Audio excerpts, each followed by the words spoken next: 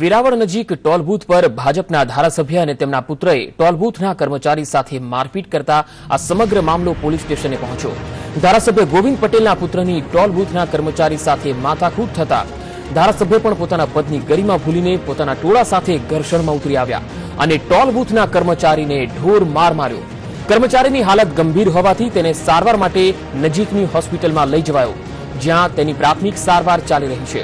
સમગ્ર હુમલા બાદ ટોલ બૂથના અન્ય કર્મચારીઓએ સમગ્ર બનાવ અંગે જાણકારી સ્થાનિક પોલીસ સ્ટેશનમાં કરતા પોલીસે હવે આગળની તપાસ હાથ ધરી છે। સંવાદદાતા રાકેશ પરડવા અમારી સાથે જોડાયા છે। રાકેશ, જે રીતે ટોલ બૂથના સીસીટીવી ફૂટેજ સામે આવ્યા છે, પોલીસ હવે શું તપાસ કરી રહી છે? કારણ કે ધારાસભ્યની પણ દબંગાઈ દેખાઈ રહી છે। જી પંકજ, આપને વાત કરાવ તો આ જે ગઈ રાતની ઘટના છે, ખાસ કરીને જે તાલાળાના ધારાસભ્ય ભાજપના ગોવિંદભાઈ પરમાર છે, તેમના પુત્રની મૂળ બબાલ હતી, પરંતુ પુત્રની બબાલ બાદ ધારાસભ્ય પોતે પણ આ બબાલમાં કૂદી પડ્યા હતા। સીસીટીવીમાં જોઈ રહ્યા છે તે પ્રમાણે તેમના સમર્થકો સાથે જે આતંકનો માહોલ હતો। આમ છતાં જે ફરિયાદી છે, જે ઈજાગ્રસ્ત ટોલકર્મી છે, તેની ફરિયાદ હજુ સુધી પોલીસે લીધી નથી।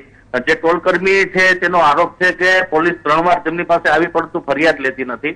જોકે એમાં ગંભીર પ્રકારના આક્ષેપો પણ કરવામાં આવ્યા છે કે ધારાસભ્ય ગોવિંદભાઈ પરમાર દ્વારા તેમને રિવોલ્વર અથવા પિસ્તોલ તાકીને જાનથી મારી નાખવાની ધમકી આપી છે, આવી પ્રકારની ગંભીર ફરિયાદ નોંધાવી રહ્યા છે, જેના પગલે પોલીસ પણ અસમંજસમાં મુકાઈ છે અને હજુ પણ આ બાબતે કોઈ ફરિયાદ નોંધાણી નથી। જી રાકેશ, આભાર માહિતી આપવા માટે।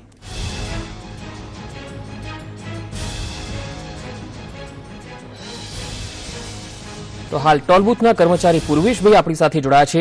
પૂર્વેશભાઈ, આપને પૂછવા માંગીશ કે ટોલ બૂથ પર કયા પ્રકારની ઘટના બની હતી અને ધારાસભ્યના જે સમર્થકો હતા તેમની સાથે આ ઝપાઝપી કેમ થઈ? જે ધારાસભ્ય હતા એના માણસો આવી અને દાદાગીરી કરતા, ઓલરેડી પેલા બી કરતા કે 1300-1400 ટ્રક્સ ફ્રી ચાલે છે, જે કોઈ પૈસા આપતું નથી, ટોલ ઉપર દાદાગીરી કરે છે।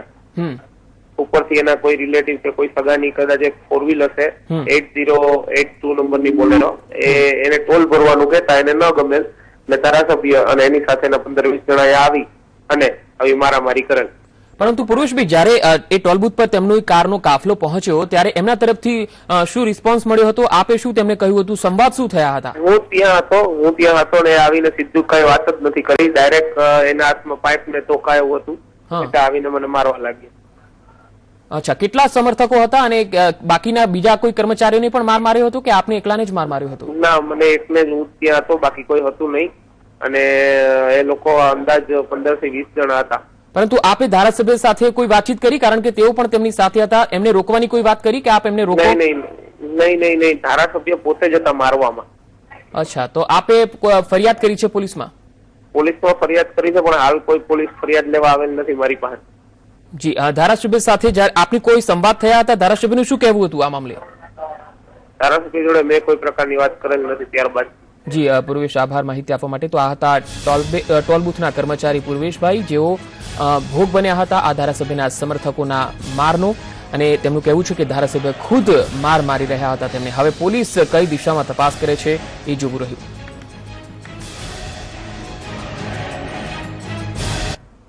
કે તમારા દીકરાને ટોલ નાકે, દારી ટોલ નાકે માર્યો છે અને મારે છે છોકરો, તો તરત તમારી ગાડી પાછી વાળી અને આવ્યો, પછી પાછળ બીજા બધા ઘણા માણસો પણ ભેગા થઈ ગયા હતા।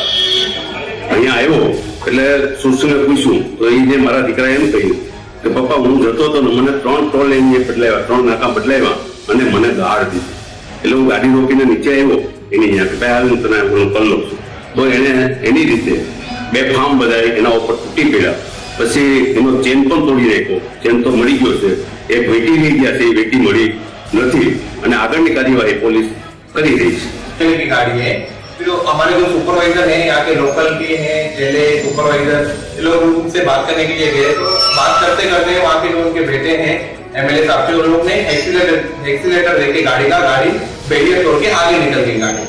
इतने में भी 5-10 मिनट उधर थोड़ा मचमच हुआ, लफड़ा चल रहा था करके, इतने में एमएलए साहब खुद आगे, उनके साथ में 20-25 जन साथ में थे और लोग भी यहाँ पे आ गए। तो उनके बाद મારી ડ્યુટી ચાલુ થતા પછી 10-15 મિનિટ પછી એક ઇનોવા કાર આવી, જેમાંથી 15-10 બીજી ગાડી એની હારે હતી, એમાંથી 10-15 જણા ઉતરી આવી અને મને મારવા લાગી।